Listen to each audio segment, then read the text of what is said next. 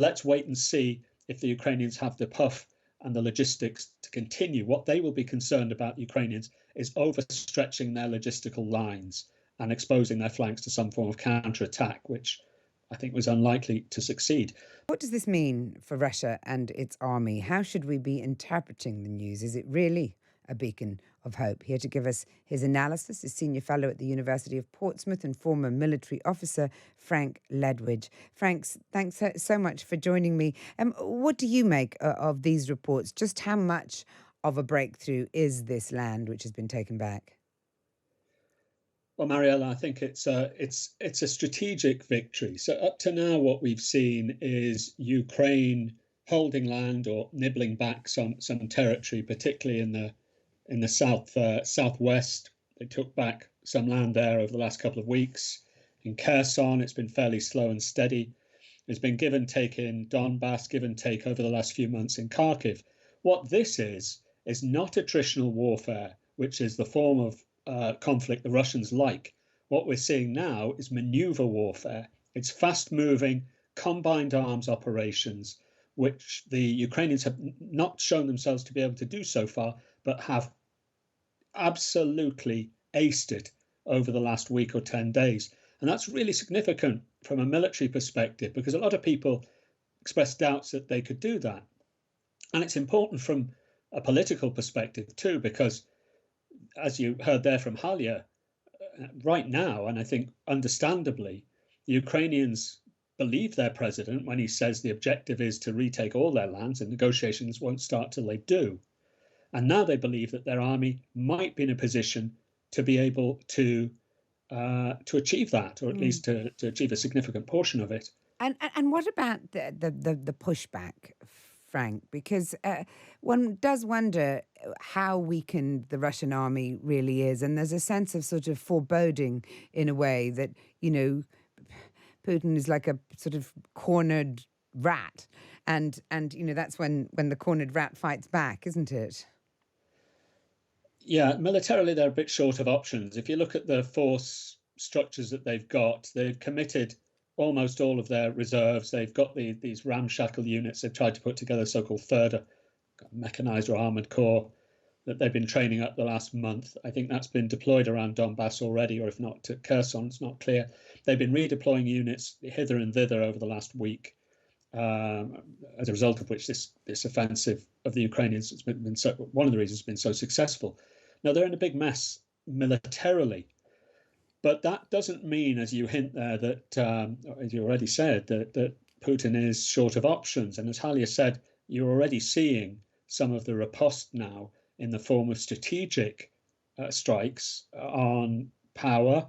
We'll probably see it on other utilities as well, and probably just railway stations and the usual civilian targets that we've seen the Russians target over the last 6 months.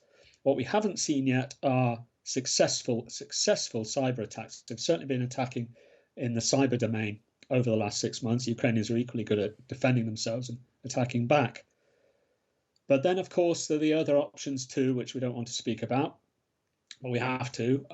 There is, of course, literally the nuclear option. I don't see that being a serious concern, frankly. And doesn't that, ultimately, let's not, dwell too much on it, but doesn't it also, if you use a nuclear option in Ukraine, then you're also actually impacting on Russia in a way that may finally be the straw that broke the camel's back with the Russian people. And as I understand it, the morale amongst Russian forces as well is one of the big issues for Vladimir Putin in terms of pursuing his goal of winning this war. Yeah, when you listen, we'll move away from the nuclear thing. It's not going to happen, at least, and if it does, we'll talk about it then. But the morale issue is crucial. And what we're seeing amongst mil bloggers, the Russian sort of social media military influencers, Igor Girkin, Stasha Eddy, and people like that, is agitation now for accountability for the disaster that they acknowledge has happened and is continuing to happen, concern about what might happen next, both militarily and politically within Russia. And they're agitating, of course, for full military mobilization, which frankly won't do them any good for many, many months anyway, since they won't be able to get those forces deployed for well into next year, by which time the Ukrainians will be in an even better situation. So that's the pickle they're in. to put it mildly. Absolutely. So, I mean, in terms of Russia's next move, indeed, in terms of Ukraine's next move. Right. So concerning Russia's next move, the best they can hope for is to consolidate some kind of defensive position on the Oxil River, which is to the east of where they are. It's probably actually to the west of where they are now, but they're trying to cross that. I've no doubt the Ukrainians are in close pursuit. Let's wait and see if the Ukrainians have the puff and the logistics to continue. What they will be concerned about, Ukrainians, is overstretching their logistical lines and exposing their flanks to some form of counterattack, which I think was unlikely to succeed. But looking further ahead, the commander-in-chief of Ukrainian armed forces, General Zaluzhny, wrote a really interesting article last week, a long study on what 2023 would bring. And reading it 10 days ago, well, it's likely less than 10 days ago, it's just a week or so, he was talking about we're going to retake Ukraine, or the objective is to strike the Russian center of gravity, which he sees as Crimea. And for that, we're going to need 10 to 20 new brigades, which is about 50 or 60,000 troops, fully armed by the West. That's credible now.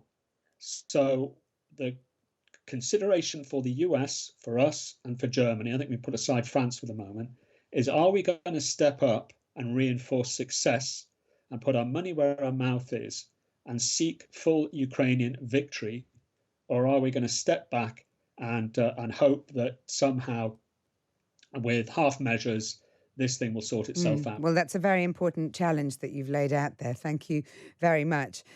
Let's hope we respond in the positive. That was Senior Fellow at the University of Portsmouth and former military officer Frank Ledwidge. Thank you very much for joining me.